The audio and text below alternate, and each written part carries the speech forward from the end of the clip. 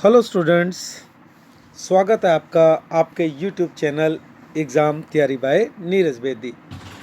आज का हमारा टॉपिक है cash basis of accounting and its merits and demerits. लेखांकन का नकदी आधार। Let's start. Cash basis of accounting.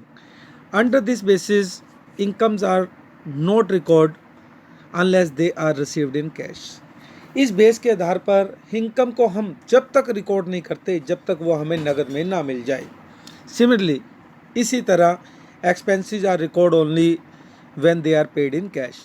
खर्चे भी तभी रिकॉर्ड होंगे जब वो नगद में पे किए जाएंगे। Credit transactions are not recorded at all. उधार का कोई भी लेन देन नहीं किया जाता। एडवांटेज, लाभ। This basis is simple, realistic.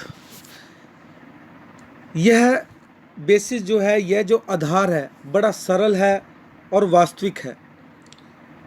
And satisfied the conservative instinct प्रवृत्ति। कंजर्वेटिव मतलब रूढ़िवादी, इंस्टिंक्ट प्रवृत्ति और मैनी पीपल्स। यह बहुत से व्यक्तियों की जो रूढ़िवादी प्रवृत्ति है उसको भी सेटिस्फाइड करता है। It does not require the use of estimates and personal judgement.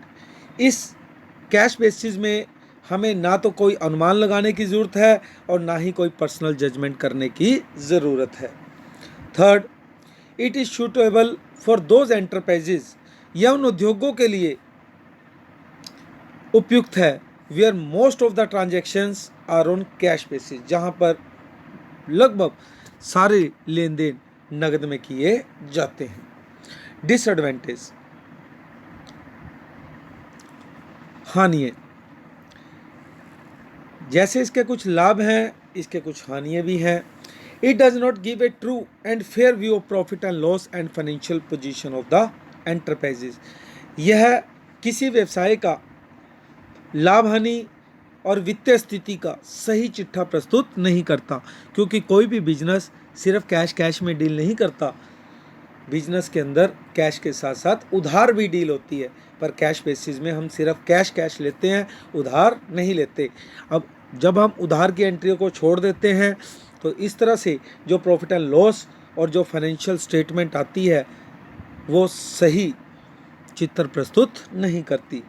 It does not follow matching principle of accounting. यह लेखांकन के मैचिंग प्रिंसिपल कंसेप्ट का भी पालन नहीं करता। फॉर एग्जाम्पल, हमने मशीन खरीदी तो जितने की मशीन आई उसने उसी साल उस खर्चे को काट लिया, पर जबकि सही बात क्या बनती है, हमें उस मशीन पे जो एक्सपेंस किया है, जो खर्चा किया है, वो मशीन के पूरे जीवन काल में कटना चाहिए जितने साल वो मशीन चली है, पर हम उसको पूरे जीवन काल में ना देखते हुए तुरंत उसको काट लेते हैं, जो कि गलत है। Third, there is a great possibility of manipulation, हेरा फेरी in profit in cash basis of accounting. जब हम अकाउंटिंग की कैश बेसिस को अप्लाई करते हैं तो इसमें लाभों के अंदर हेरा फेरी के चांसेस ज़्यादा रहते हैं। Last, company act 2013 does not recognised it. Company अधिनियम 2013 इसको मान्यता नहीं देता। Thank you sir.